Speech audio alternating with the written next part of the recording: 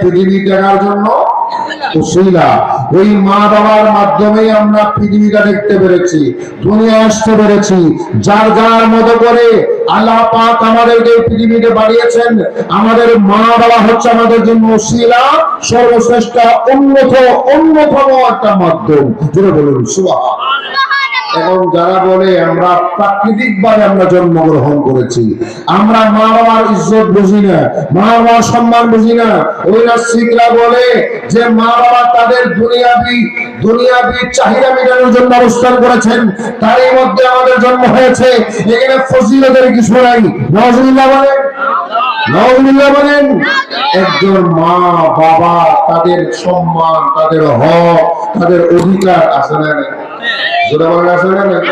সূরা বনী ইসরাঈল 23 নম্বর আয়াত আল্লাহ পাক নিজের ইবাদতের কথা বলে মা বাবা